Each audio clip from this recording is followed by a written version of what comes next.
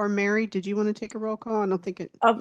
Sure. I'm either Mary or I. Yeah, go ahead, Jovita.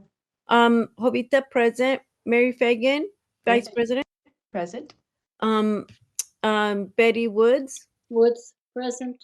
Trisha Wynn. Wynn, present. David Lawler. Lawler, present. Vicky Granowitz. Granowitz, present. We're all present.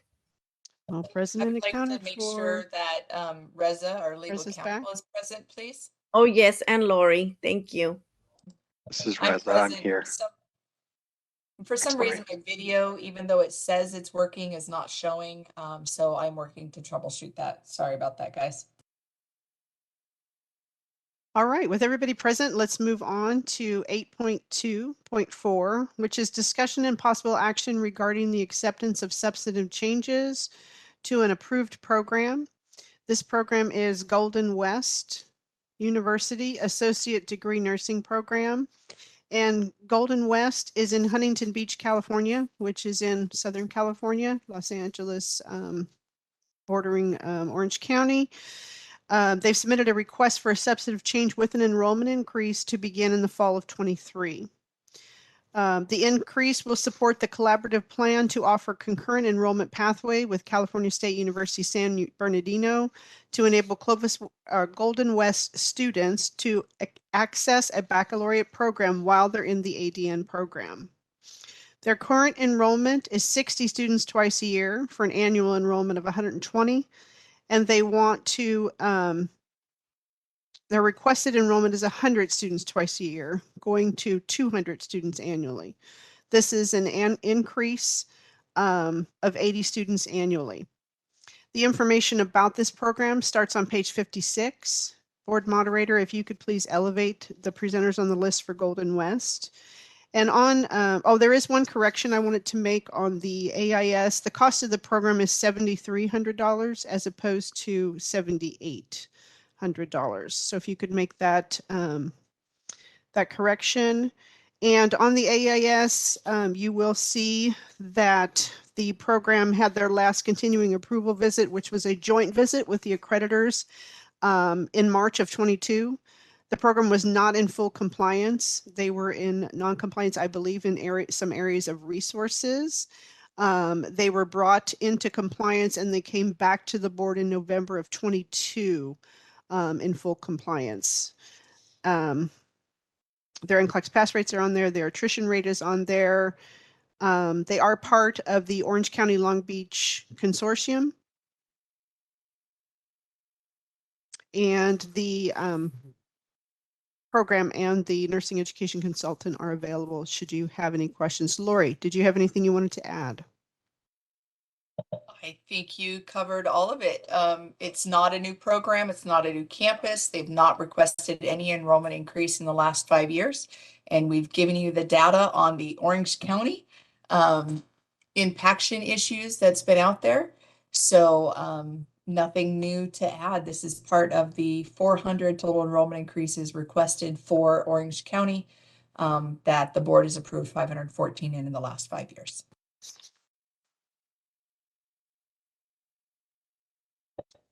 I have a question. I'm just not clear. Is this current LVN students who are going to just continue on to an ADN program? Or is it This new? is actually a generic associate degree nursing program. So this is an associate degree nursing program that Golden West has. And so they're just looking to increase the number of students that they enroll annually.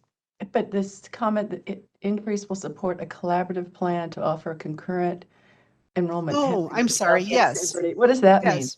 So the collaborative plan is when they work with a bachelor's program so that while they're in the associate degree program, they can start taking courses concurrently that will lead to their baccalaureate degree. So they're taking the courses, like maybe one BSN course as they go through the ADN program. So they have less to finish when they end the program.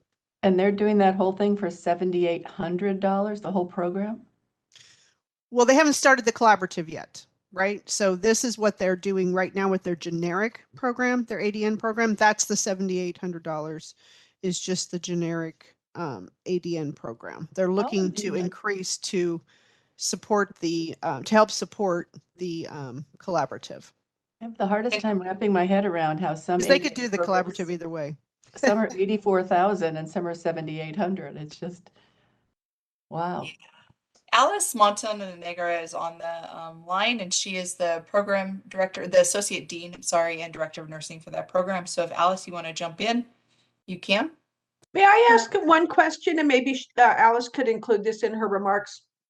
So if you're part of the consortium, which, you know, helps place the students for clinical placements, do you have to kind of consult with them a little bit if you want to increase your enrollment to make sure that the consortium works, or does it just, everybody kind of does their own thing and then consortium just kind of tries to triage? I can let Alice answer specifically for her school, but I could talk about consortiums in general here. We have several consortiums throughout the state. They're not consistent from consortium to consortium. There is kind of a flagship consortium that is located in San Diego. They do have one of the more robust consortiums. There are consortiums in Long Beach, Orange County, Riverside was going to have a consortium. San Jose kind of copied San Diego's consortium. Nothing is consistent. The thing with consortiums is they're not led by schools. Consortiums are only as good as the healthcare facilities that use them. Consortiums need to be a process that all healthcare facilities in the area buy into, and they have to make a commitment. They will only do student placements through that consortium. If there is any healthcare organization that's doing one-off or two-off clinical placements outside of the consortium, then it makes the consortium data almost null and void. The San Diego County area did a group vote with all of the healthcare organizations in that area, and all hospitals joined into the consortium with the exception of one, and that is Paradise Valley Hospital. And that is why that consortium works so well to do that. It is not a requirement for schools to be a part of a consortium. They can opt in, they can opt out, they can use them any way that they choose to use them. They don't have to do all of their placements through it. They can do placements outside of it. And additionally, not all of like your community settings are part of the typical consortiums that are less robust. And so just kind of a general consortium overview, and then we could speak to Alice on how their school utilizes a consortium. Thank you, Lori, and thank you, board members. Moderator, would you mind elevating one more person, Meredith Randall?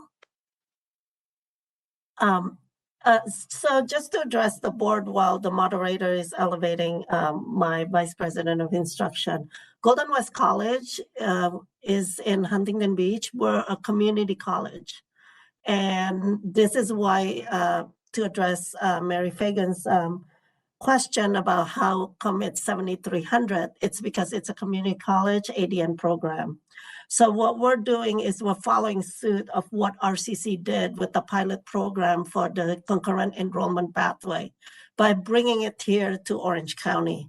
And Orange County in our region, we have some CSU's partners within our area, but we would like to offer a lower cost education with quality education to our students, and our students stay in the community. Our students don't leave the community. Actually, they come back and teach at Golden West College because it is their school and they like to give back to the community.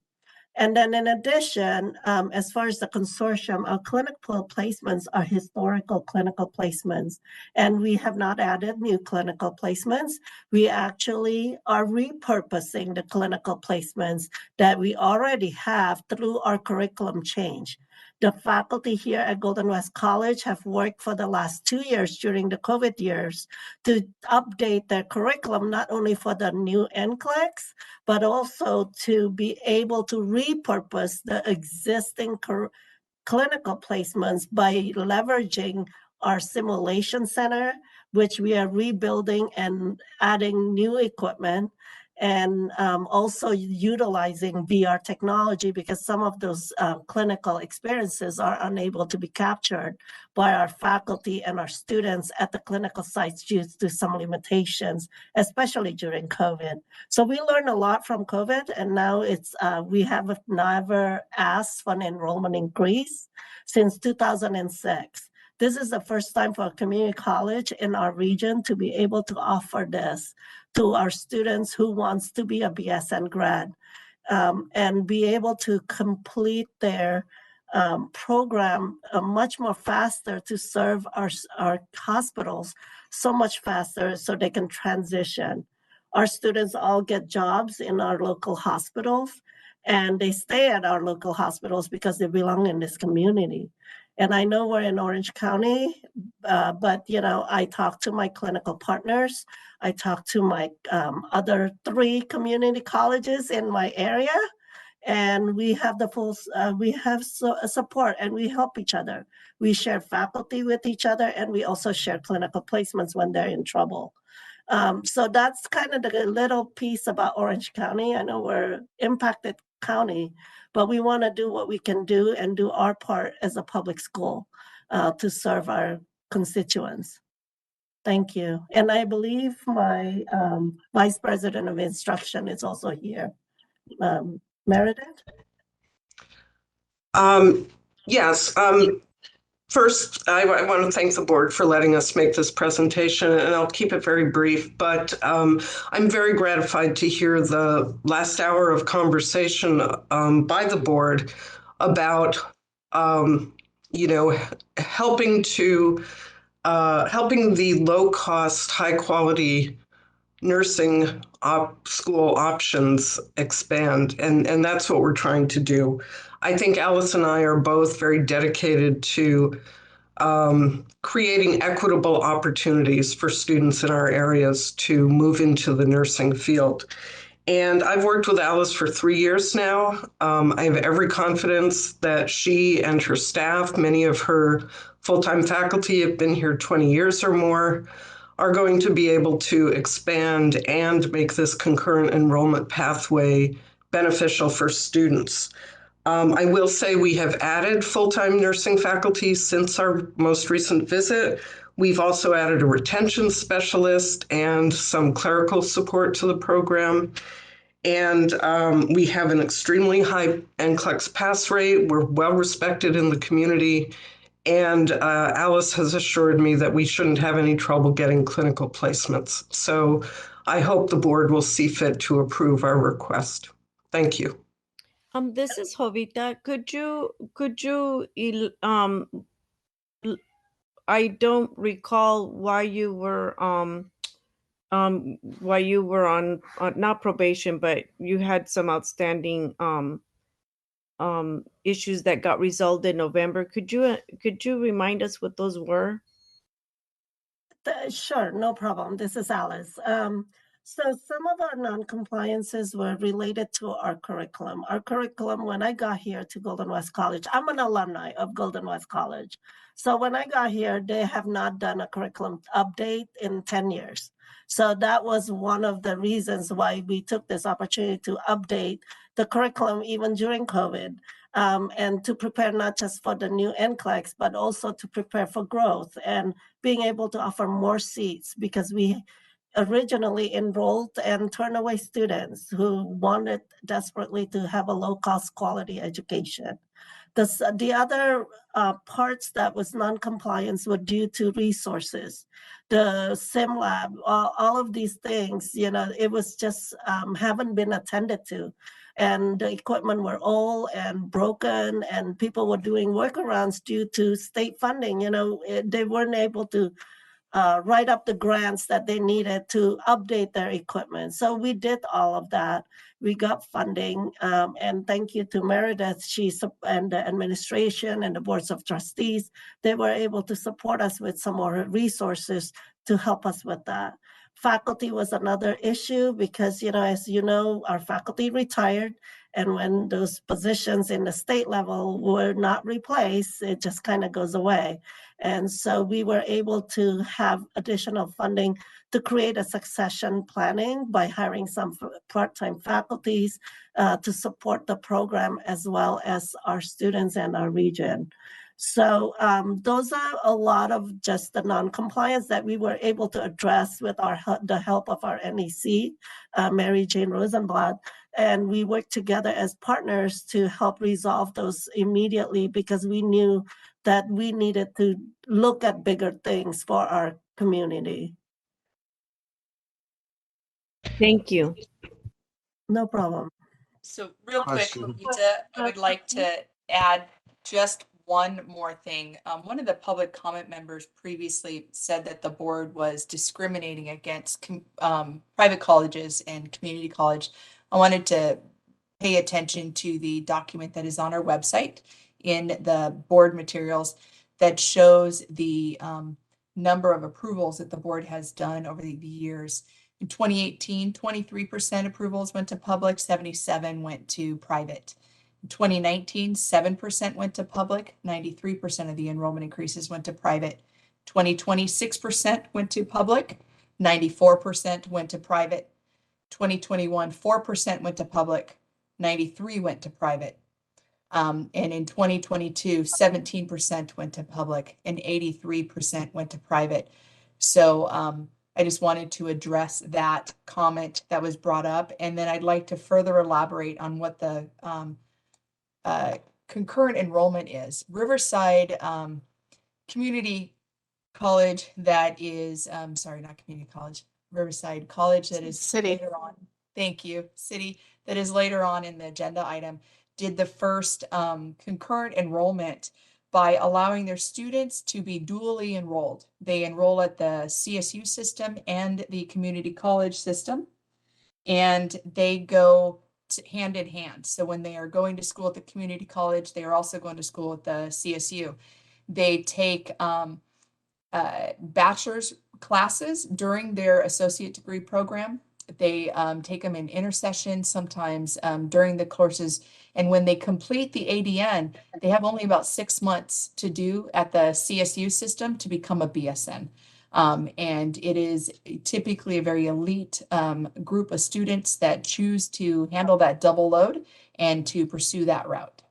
Thank you. Thank you for the numbers. It makes it more factual. Thank you. This is Betty. I do need some clarification over something.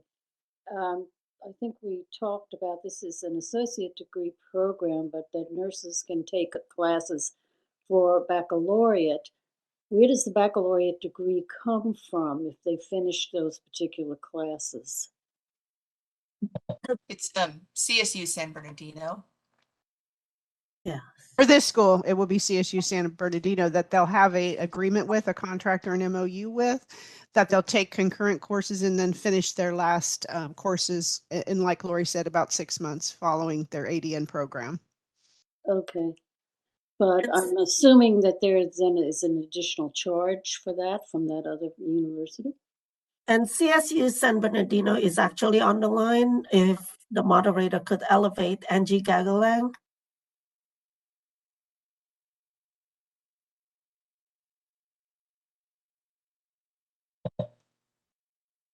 So Betty, just to kind of, as they're elevating that person, this was one of the things that Riverside really worked hand in hand at trying to get that addressed.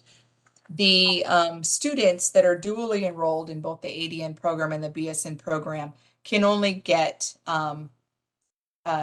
financial aid for one of them. With the associate degree programs, because at the community college, the first 2 years can be free.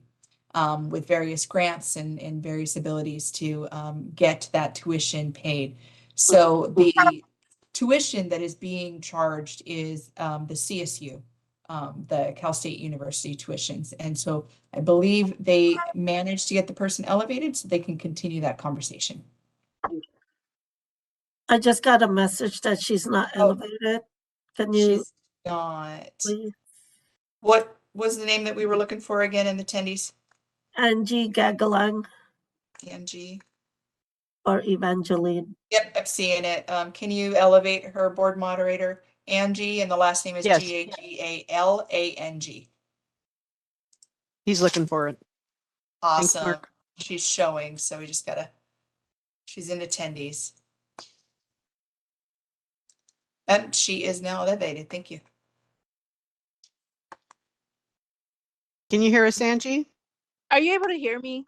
Yes, we now. can now. Thank you. Thank you. Thank you all for allowing me to speak. Yes, we do have, we are planning for a collaboration with Golden West College. This program, the Concurrent Enrollment Pathway Program, is similar to what we currently have with Riverside Community or City College and Chaffey College, as well as San Bernardino Valley College. And so the students are in the first 2 years of their, well, in their ADN program, which is 4 semesters, they take 1 class each semester at CSU San Bernardino. And then they take 6 more courses after that, which the students can either take full-time if that, if their schedule allows it, or they can take it part-time if they have, let's say, assumed work and, you know, would want to take a more part-time pathway. We have, I believe Golden West will be in our 3rd, you know, cohort, starting this program here in Southern California. And so with the RCC program, we are in our 4th admission on that program. We have since graduated some students in that program. And it is correct that the $7,800 that was earlier alluded to tuition at the community college, that does not include the courses that are that the students have in the CSU. Thank you. Thank you. Thanks, Angie.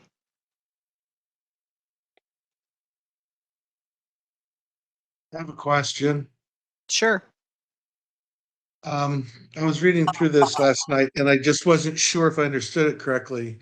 It says in the report that they want to start in the fall of this year, but they're just planning to build out their simulation space starting this summer. And my question is that do you need that space for the program to continue, or is that going to be ready in time for the new student? Alice? I can address that. Actually, we already have a simulation center and we're just expanding it a little further. In the meanwhile, while we're waiting for the state architect to schedule our construction, we have been allocated other spaces within the college to upgrade our skills lab, so then we can free up the simulation center to be just simulation instead of half and half. So the Okay, college have been very supportive about this. Good.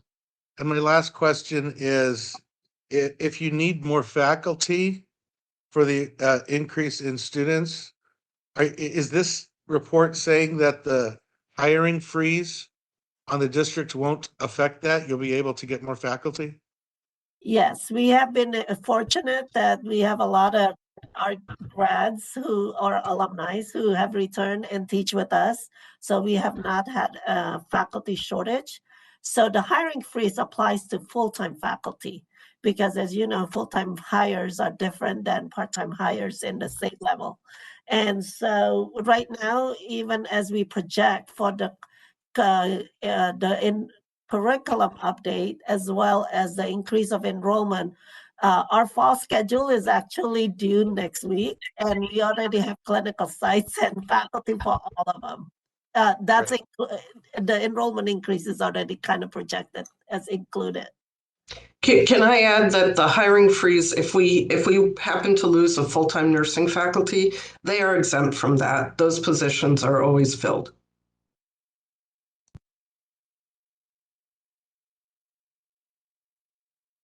Thank you, Meredith and Alice. Other questions, board members? Jovita. How do the board members feel about maybe deferring to May just to give us a little bit more time to think about it? Well, Deferring to May next year or deferring to another board meeting? I'm not sure. Oh, Because I'm sorry. we're I deferring I to meant this meeting. May, the May board meeting. Well, can I add, respectfully, and Angie can attest to this, the CSU system in the community college, we have to open enroll admission cycle in March, in the spring, for the fall schedule. And so I'm a little, we've been working on this, on all the documents and everything for this plan since last 2 years ago. Yeah, it has Vito, been a what long is your process. Alice, Vito, what is your concern? To wait, because I don't need to think anymore. I'm good. I'm good. I just have one quick question, and that is, are we convinced or are we assured that these new students will be able to find clinical placement positions as they move through the program? I mean, I heard you say you've got new equipment in your lab and you have new, VR, but, we'd still all love to see them getting the, requisite hands-on experience. So I know Orange County is, impacted, but are these, if we approve this, will we be throwing a wrench in clinical placements, or can they be absorbed? As I said earlier, we did a major curriculum change, which is to update our curriculum. And in that sense, our units are now down to 18 units for clinical and 18 units for theory. And what we did is we repurposed the existing historical clinical placement and utilized the school schedule, which is the 8-week and the 16-week, to repurpose and double up on the ability to place them clinically. So we would not have to look for new clinical placements. All we're doing is really just reconfiguring using the schedule or the calendar schedule of the community college to turn those classes into from a 16-week class to an 8-week class. So that way we can double up on the clinical placements for those areas. So right now we are projected to 2024 for the students to teach out, and for the first cohort of the CEP, and all clinical placements have been placed due to our major curriculum change. This was Thank actually you. one of the things that we brought up when discussing workforce on 6.3 Yes. of some of the changes that we've done across the board to open up clinical placements. When you have a college or a university that's giving 24 units of clinical and only 18 units are required, when they reduce those, 6 units, it does open up clinical placements. And that is one that this college did do. They went from a higher unit requirement for clinicals down to a lower unit requirement. So those spaces that were being used by their program when they had greater unit requirement are now available to be used and open to additional students through a lesser unit requirement. The one thing that I think that Jovita was kind of honing in on that I do want to make sure that we are aware of is that a year ago on their continuing approval visit, they were found with where they were struggling with some resource issues. And that is something that our board did need to take into consideration. They were brought back into full compliance though. And so they have been receiving support from the school. They are showing that support here, and they are no longer in a non-compliance. So I think that was one of the concerns that Jovita had. So I wanted to make sure we addressed that. Thank you.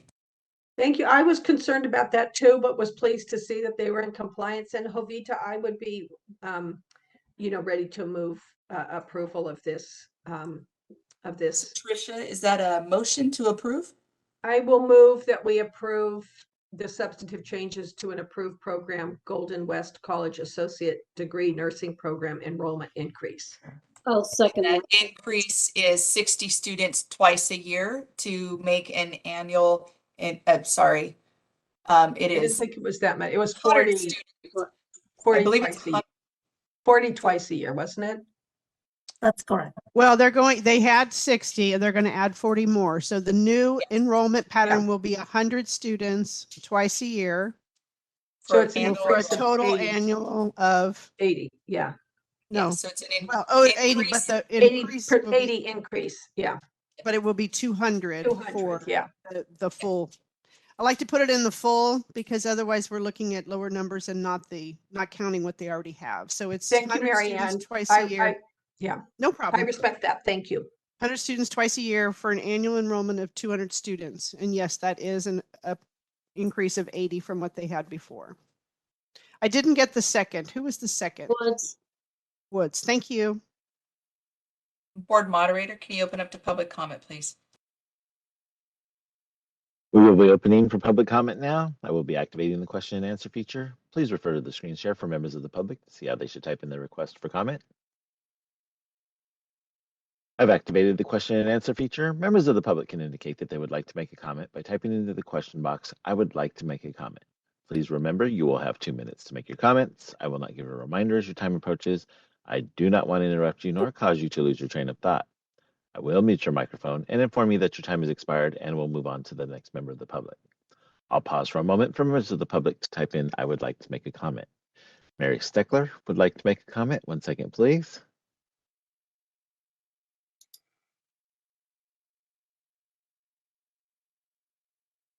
Hello again, Mary Steckler from Santa Ana College, Associate Dean of Health Sciences. So I'm going to sound a little contradictory now. I do support this increase, and I'll tell you why. 2 reasons. One, finally, an ADN program has found a way to increase enrollment and not impact other schools. So I'm hoping. I've had many conversations with Alice on the side. She has reassured me that we have a collaborative agreement, that when she has a site that opens up that she doesn't need, she'll send it my way to see if we can use it. But I think the key here is her repurposing of her sites that she's already utilizing. I mean, it's brilliant that she's, decreasing her units, and now she has a little bit of wiggle room there to use the existing sites that she has and kind of double up. So that is one of the reasons why I support it, other than that it's an ADN program. And I really appreciate you listening to me today. Thank you. Thank you. Kathy Hughes would like to make a comment. 1 second, please.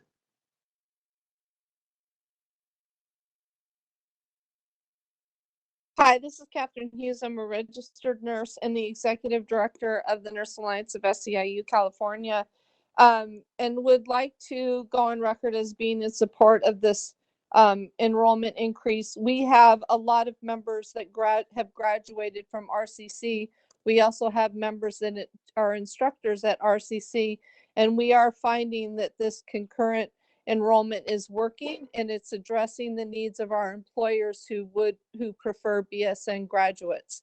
So we appreciate the opportunity to comment. Thank you. Thank you. Committee Chair Dominguez, there are no other public requests for comment. Would you like me to close this window? Yes, please. Thank you. So I'd like to take it for a vote. I, Jovita, votes yes. Vice President Mary Fagan. Mary Fagan, yes. David Lawler. David, yes. Tricia Nguyen. Nguyen, yes. Betty Woods. Woods, yes. And Vicki Granowich. Granowitz, yes. Thank you. Motion carries. Thank you so much. Moving on to agenda item 8.2.5, discussion and possible action regarding acceptance of a substantive change to an approved program. This is Riverside City College Associate Degree Nursing Program requesting an enrollment increase. And the information for Riverside is on page 62 of your packet. And board moderator, if you could please elevate the presenters on the list for Riverside. Riverside City College is also an associate degree nursing program, and they've submitted a request for a substantive change with an enrollment increase to begin in the spring of 24. This increase will support a partnership with California Baptist University to create a BSN educational pathway for ADN students. Their current enrollment in their generic ADN program is 80 students twice a year, and 20 of those are advanced placement. Their annual enrollment is 180. They would like to increase, to continue their 80 students twice a year, and increase from 20 to 100 advanced placement students once a year. This would make the annual enrollment 260 students annually. This is an increase of 80 advanced placement students. Annually, that's correct. The agenda item summary, again, is on page 62. It speaks to their longevity. You've heard some information about their collaborative and their concept-based curriculum that they have started up and are helping other programs in California. They had their last continuing approval visit in 2019, and they were in full compliance. You can see their NCLEX pass rates are in the 90s, and the cost of their program is $6,000. The program director and the nursing education consultant are available if you guys have questions. Lori, did you want to add anything? Yeah, this is a new region that we haven't talked about yet. It is Riverside. They are a member of the Inland Empire Consortium. In the last 5 years, we have grown this area, it looks like by about 1,000 students. And Riverside is not a new program. It's not a new campus. They've not requested any enrollment increases in the last 5 years. It is another community college that is doing various things to allow their students to gain meaningful employment through the collaborative with the ADN to BSN concurrent enrollments. This one here is for advanced placement for other non-nursing professional healthcare providers. And this does allow for them to have a concurrent enrollment, but with Cal Baptist University.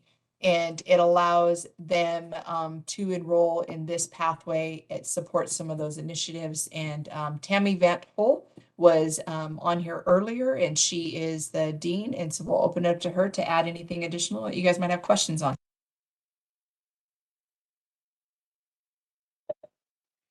Can you help describe I'm not sure what the advanced placement program is. So if you could provide a little background, I don't know if it's Tammy or Marianne or who it is who's best to respond. We can let Tammy explain. She's the expert on that, and she does a really great job explaining it. I had to reach out as well. Tammy, can you hear us? I can hear you. Can you hear me? I can. Thanks so much. Oh, excellent. Okay, well, Can you start by Riverside- telling us about that advanced placement? Yes, so our advanced placement is our LVN to RN program. And we've had several successful apprenticeships opportunities with our local healthcare agencies. And that's what we're looking to increase so that we can continue to offer those apprenticeship opportunities. So just as we have been kind of on the forefront of the concurrent enrollment program for our traditional ADN students, we were looking for a pathway for our advanced placement students. So this would allow our students that enter into the second year of the program, it's a 1-year program. They now will have the opportunity to be in a BSN pathway as well. Tammy, can you also speak to the partnership now with Cal Baptist as opposed to with Cal State Riverside? Any reason that you didn't continue this with Riverside in particular, or some background on that? Well, we have two partnerships, one with Cal State San Bernardino. They take 40 students every other semester, once a year. And then Cal State Fullerton takes 40 students once a year, so every other semester. So we have those, that's our traditional track for those students who want to enter at the beginning of the program. But because we have our LVN students that come into the second year, we really didn't have a pathway for them. And so we were able to design this pathway that would allow them to complete a BSN in a, relatively short amount of time, and very affordable.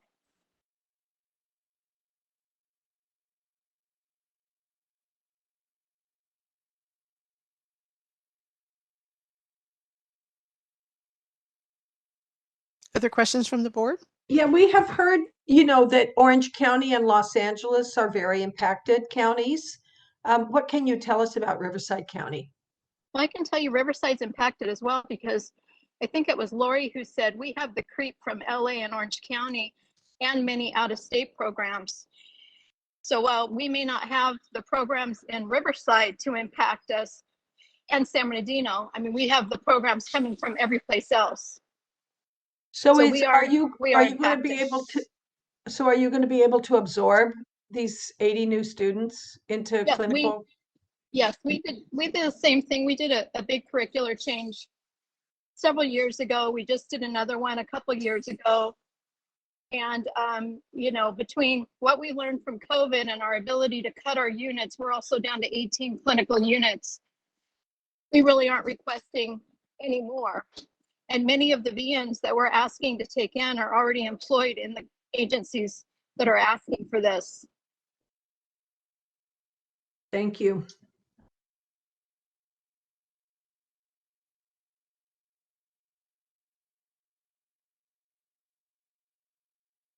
To the board, are we any more To make a questions? motion? I'd like to make a motion to approve the substantial changes to an approved program, Riverside City College Associate Degree Nursing Program enrollment increase. Do I have a second? Win second. I'll second. Oh, okay. Win beat you. Okay. Can we take it to public comment, please, moderator? Thank you. We will be opening for public comment now. I will be activating the question and answer feature. Please refer to the screen share for members of the public to see how they should type in their request for comment. I've activated the question and answer feature. Members of the public can indicate if they would like to make a comment by typing into the question box, "I would like to make a comment." Please remember, you will have 2 minutes to make your comments. I will not give a reminder as your time approaches. I do not want to interrupt you nor cause you to lose your train of thought. I will mute your microphone and inform you that your time has expired, and we'll move on to the next member of the public. I'll pause for a moment for members of the public to type in, "I would like to make a comment." Alice Martinagara would like to make a comment. 1 second, please.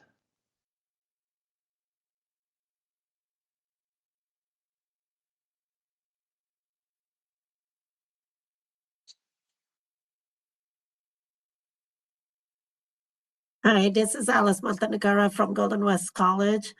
I would like to thank the board members for supporting not just RCC, but all community colleges so we can better utilize our taxpayers' dollars to serve our constituents in our area to get a BSN, and also to just increase our enrollment and offer more seats to our community. So thank you. Thank you. David Bautista would like to make a comment. 1 second, please.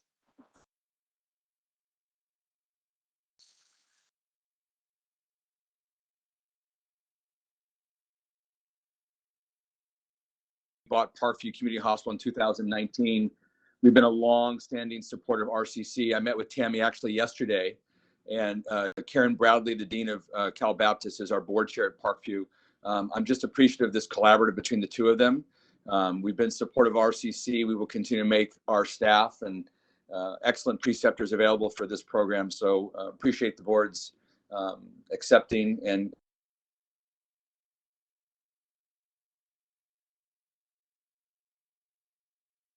Oh, I think we have a connection problem with David.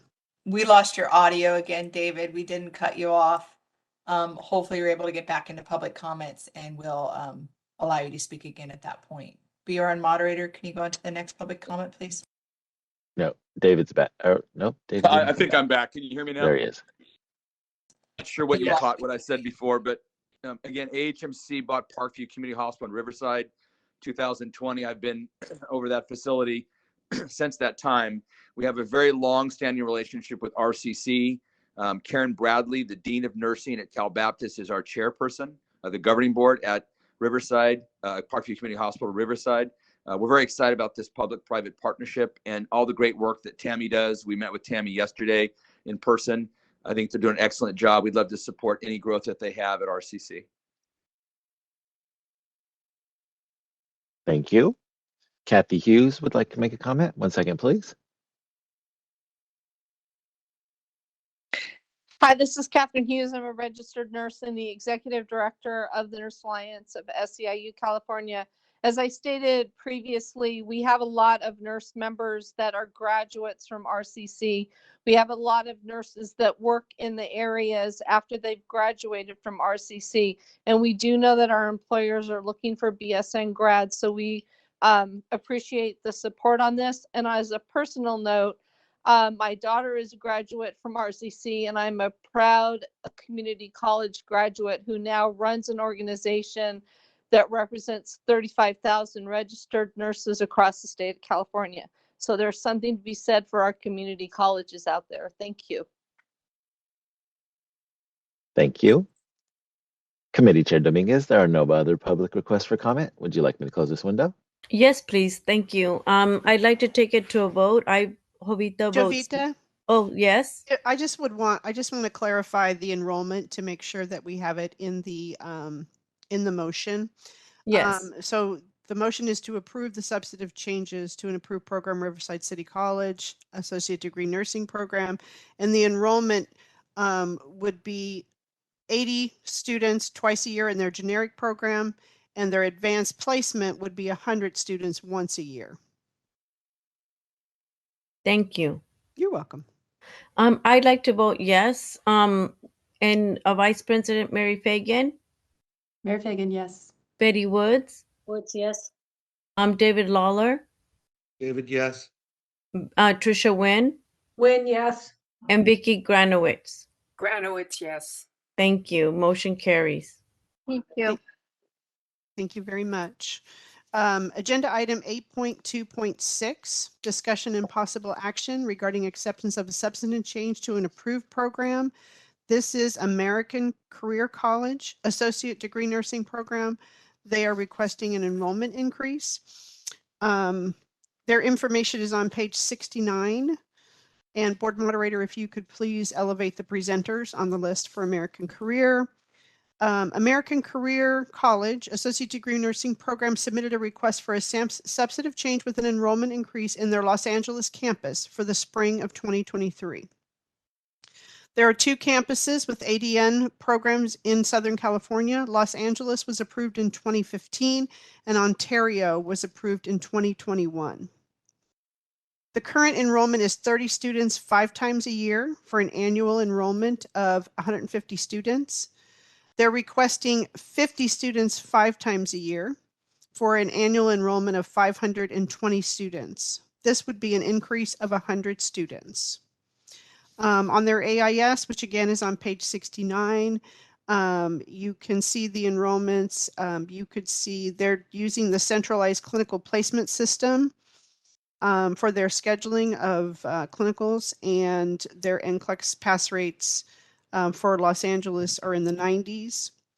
The cost of the program is $79,000. Their NEC and program director are here.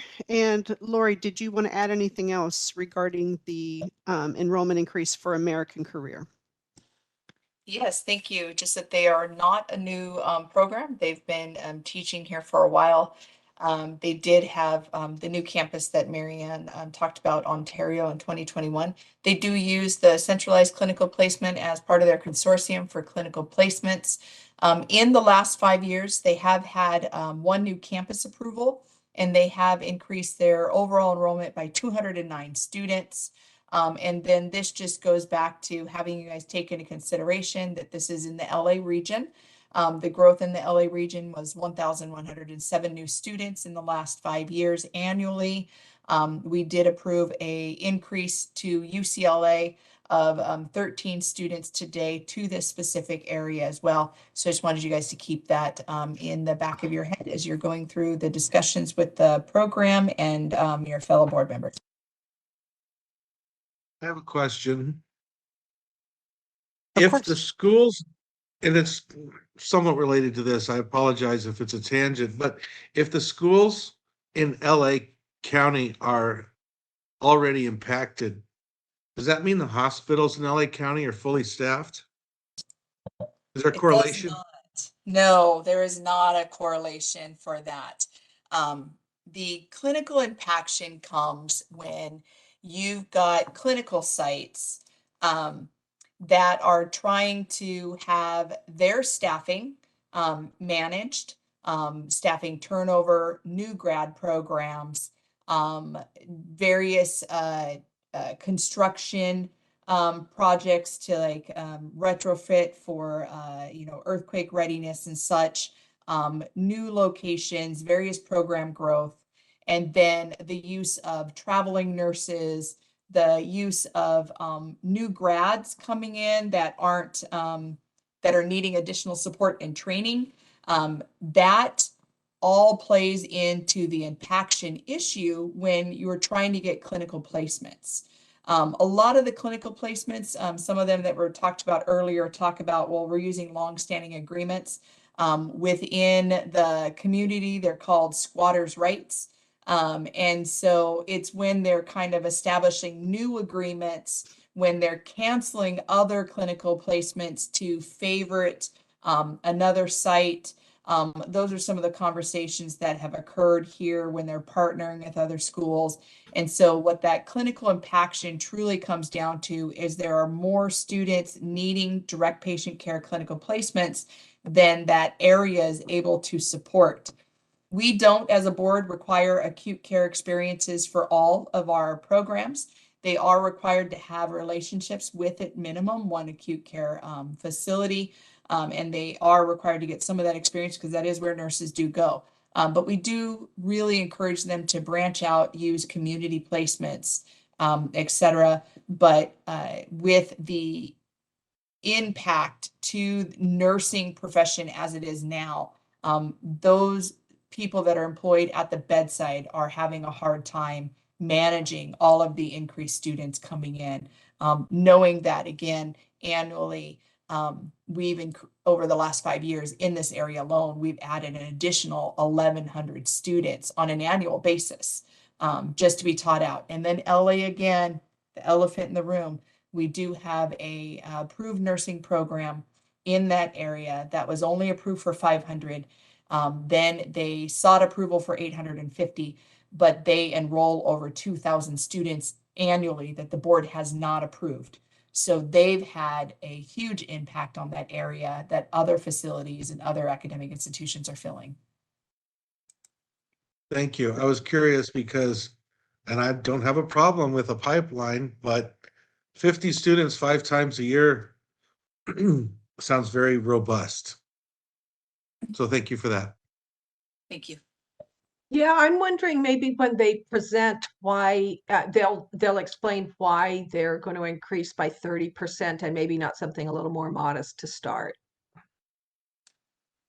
Yeah, and David, I just want to chime into your comment about are the hospitals fully staffed? The hospitals across the country, but in California, are experiencing the highest vacancy rates that they've ever experienced. So post-COVID, so there's definitely not an association between additional people going to nursing school and what the hospitals need. So it's a real challenge. It is. It truly is. The good thing is our board has approved an additional 1,000 students essentially each year, the last couple of years.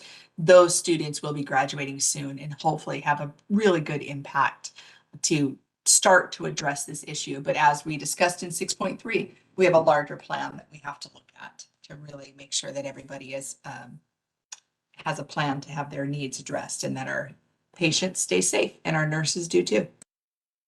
I see Julie is elevated. Julie, did you want to speak to your the size of your enrollment increase? Yes, hi, thank you. I also have my COO here, Tim Lee, that I'd like to request be elevated to speak. Sure. Thank you very much. I'm on the line and I'll speak a little bit, then I'll hand back off to Julie. Quite frankly, I'm kind of shocked at the outright bias towards private colleges during today's proceedings. I would like to remind this board, the public, and as well as members of the California Assembly that our students come from the same communities, take the same NCLEX, and put their scrubs on one leg at a time, just like every other program in every school out there. I understand the board's notion of protecting the community colleges and low-income students. I get that. I'm a product of the community college system and understand its values. But today's community college, especially in regards to nursing education, is not what it used to be. It's not yesterday's community college. There is a very high competitive nature in getting into nursing programs. So where the community college were once a haven for low-income students, it's now the place where 4.0 students, the best of the best students, are going to apply to get into nursing school. Our underserved communities and our low-income communities, by nature, usually aren't able to get that because they have to work while they go to school and support their families. When you look at the employment trends, the question was just brought up, is there an equivalent? There's not. If you look at the city of Los Angeles, it's a population of 5 million. The county of Los Angeles has 10 million. And there's a severe shortage of nurses in the city and the state. Every CEO, every employer will tell you they need more RNs. In a review of Indeed.com last week, there were 4,400 job openings in Los Angeles designated for RNs. And EO Milby, I'm so happy that the board has approved 1,000 new nursing starts over the last few years, but also what's not into that number is the number of nursing programs that have actually been taught out. There have been several ADN programs that have been taught out to be replaced with BSN programs. Also, most studies show that 17 to 30% of nurses leave the field every single year, with 56% of new nurses leaving the field within 2 years. 44% of the nurses leaving the field are citing stress and being overworked due to staffing shortages as a reason they're leaving the field. Though the board has made strides in improving the gap, it's not keeping pace with the number of new nursing applicants or the turnover in the field. If you look at nursing applicants last year in the BRN report for 2020-2021, there were 55,000 qualified applicants that were denied access to nursing programs. Most of those students come from underserved communities. If you look at the disparity between LVNs and RNs, it's huge when it relates to minority students. Most of those students that can't get into those programs choose other career paths such as LVNs, where 56% of RN registered nurses classify or identify as minority, 82% are LVNs. So there's a lot of students that are getting pushed from the higher income RN wages to become LVNs. That is perpetuating a wage and earnings gap in our poorer communities. Okay. There's also been a lot of comments today about impact and high impact areas, but there's no definition of what that is. Okay. It's just a big word that's used to drum up animosity towards private colleges. We can only make decisions based on data. Using the HCI data that was presented earlier today, there are 20 medically underserved areas surrounding our campus in Los Angeles, including the neighborhoods of Linwood, Inglewood, East Los Angeles, Pacoima, Willowbrook, and many more. Most of those communities are immigrant communities that need our graduates. Most of our graduates speak languages other than English, which is a key to quality healthcare. Also, the Health and Human Services Agency has just designated Los Angeles as having a high severity shortage of RNs. Okay, if you look at our program, 86% of our students identify as minority. Most of those are Hispanic. 40% of our students placed last year were placed within 10 miles of our campus. So our students are directly impacting the shortage of nursing in those medically underserved areas. Also, if you want to look at the profound impact our program is having on the community, Our students, the average starting wage for our graduates last year was $87,000 per year for their first job out of school. We placed 95% of our graduates. Over the last 4 years, our first-time NCLEX pass rate has been in the 90s. The current year, our NCLEX pass rate is 98%. There's also been a lot of discussion today about public versus private, tuition rates, impact areas. I also want to remind the board that the Appellate Court of California has instructed this board in the Nursing Practice Act, section 2786.2, subsection F, and I quote, "When considering a request to increase enrollment, the board may only consider the following factors related to the ability to adequately train additional students. 1, adequacy of resources, including but not limited to faculty, facilities, and equipment. 2, available of clinical placements. 3, any complaints against the school. And 4, licensing examination pass rates, graduation rates, and retention rates." We were on the board agenda this past November and were pushed to this meeting. We have met every single statutory requirement for our application to be approved today. The only reason our application would not be approved today is because there's personal agendas or biases are getting in the way of public safety, as this board continues to ignore the crisis facing our state and the RN shortage we have. If the answer on our application today is no, I simply request that this board provide what objective data was used to deny our request. With that, I will pass to Julie France, our program director, to give highlights of the program. Oh, thank you, Tim. I just want to say a few things and then close it up. But also in our submission were letters of support from 4 local assembly members: Assemblymember Norris, Assemblymember Pachenko, Assemblymember Rubio, and Assemblymember Santiago, that all support the growth of our program. They understand the impact it has on their constituents by creating access to meaningful wages for those in our community, as well as improving the quality of care to their constituents. In summary, when considering our request, we want to point out that we have been able to demonstrate to this committee the following. We have adequate resources in regards to our faculty and our facilities. We have adequate clinical rotations as demonstrated in attachment 10 of our executive summary. We have documented letters of support from our clinical partners also stating there is not clinical displacement. And finally, we're really proud to stand by our amazing student outcomes, results, and the impact our graduates have in our community. Thank you for your time. I would like to add one thing as Julie talked about our student outcomes. If you look at the 2021 BRN annual report, our on-time completion rate was 96%, and our placement rate for that year was 95%. I like to call that our success ratio. So if you multiply our graduation rate times our placement rate, 9 out of every 10 students who start our program become a registered nurse. And if you look at the community we serve in downtown Los Angeles, again, our program has a profound impact, not just on the quality of healthcare provided here in downtown Los Angeles, but on the surrounding communities as far as access to meaningful jobs and careers. Thank you. I want to take a moment really quick and just address one of the issues that he brought up in public comments so our board has some accurate information. He talked about programs closing. There were some ADN programs that decided to stop teaching ADN and change to BSN. Those BSN programs absorbed all of the enrollments that would have been for the ADN program, so we did not lose any students in that. Of the program closures in the last 5 years, we've had 1 program close, Holy Names, Teach Out, because of funding issues with that, not clinical placements, not any of the other issues. It was funding, and they were not able to continue. We had another program. Ms. Miller, you just stated that Stanbridge closed their ADN program. Mount St. Mary's also closed their program. There are several programs. I guess what I'm saying is you're double counting the number of new enrollments coming in because you're not subtracting the ADN programs that left the market.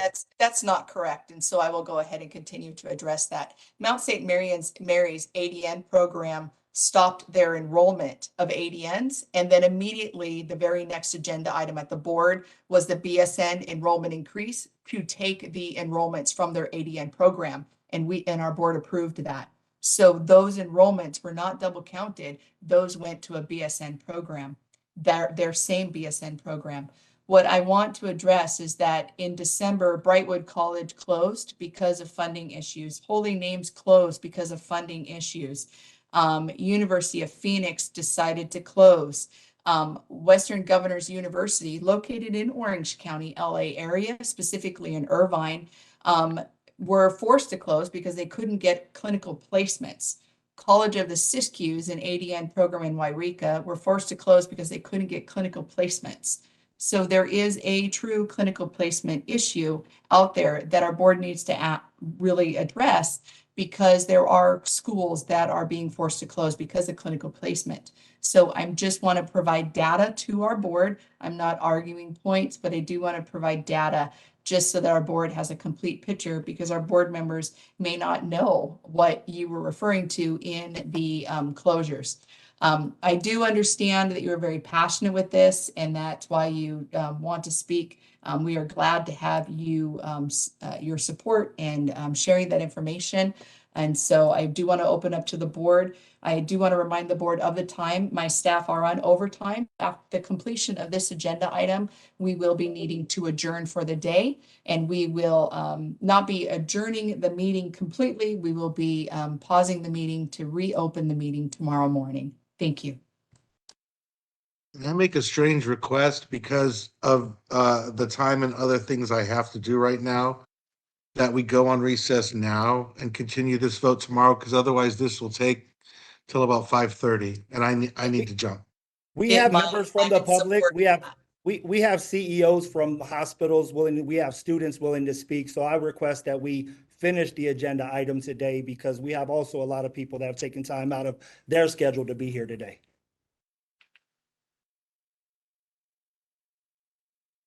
Reza, is there any legal precedents that we have to honor on this? Can you chime in, please? Here we go. No, there's no legal precedent mandating that we continue the agenda item. In fact, the agenda states that the meeting, I'm sorry, it doesn't have a close time, but generally we close at 5. And I do acknowledge the point made that folks have given up time to attend today, but unfortunately that's Well, Reza, as a minimum, can we open for public comments, allow the public comment to be heard, as to not further burden those people who take time out of their day to be here today and have sat here all day? I am afraid to do that because, as you heard, we had a board member who had a hard stop, and in fact, this was known in advance. Does that board member prevent us from reaching a quorum? We're very close on a quorum. Okay, So does that board member prevents us from reaching a quorum? Because if not, he can go, and as long as we have a quorum, we can still act on this. no, I'm sorry. That's the board's decision to make, whether they want to continue this discussion today or carry on tomorrow. I think part of the issue is that the board doesn't want to rush the decision making. So while again, I acknowledge the point, and we do appreciate and apologize to those who have had to wait on the line and might not, again, if the board chooses not to continue the discussion, that they might not get the opportunity to speak today. But that's unfortunately kind of the constraints that we have to operate under. That's why a 2-day meeting was scheduled. And I think we could, again, if the board was to choose to recess for the time being, try to make some accommodations for those folks, and obviously, pick up with this tomorrow morning first thing, if that would be, again, I just want to answer the question and leave it up to the board to decide what to do. The answer to the question that was posed, no, there's no obligation to continue. It's you kind of have to balance the factors, and the fact that David did have a hard stop, and I'm sure probably would like to be a part of the conversation and hearing the discussion. I also have 10 minutes more, that's all. I think we should resume this tomorrow so that we can pay better attention to it.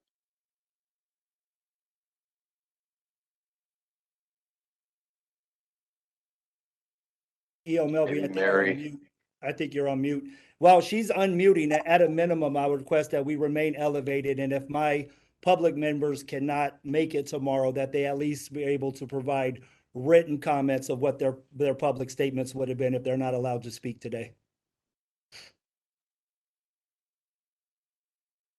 Mary, are you in a position to make a decision? David did drop off. We do still have a quorum. Betty, what was your request? I have about 8 minutes left. That's it. Yeah, And it is 5:10. should do it tomorrow so we can pay better attention to issues at hand, not rush through this. Yeah, I'm very sorry. I mean, people have been waiting all day. We would really like to give them a chance to share their comments, but if we don't have a full board here to hear them, I'm not sure that's going to be what you would like. I'd be in favor of allowing them to submit written comments that we could read before we get started tomorrow, if that's a possibility. That is a possibility. They can email their written comments to their NEC. They do have the contact information for their assigned nursing education consultant. Please submit all written comments to your NEC. That NEC will forward them to me, and I will get them for tomorrow morning. Additionally, if time does free up for those members of the public that do want to make comment that have been here today, we will be opening up our board meeting to start promptly at 9 a.m. tomorrow morning. Thank you. Yeah, that's a great suggestion, Tricia. Thank you for that. Okay, so we're pausing the meeting now, and we will re-adjourn tomorrow morning at 9 a.m. Okay. Thank you. Thanks, everyone. Good evening, everybody. Good evening. We are recessing and we'll reopen at 9. Thanks.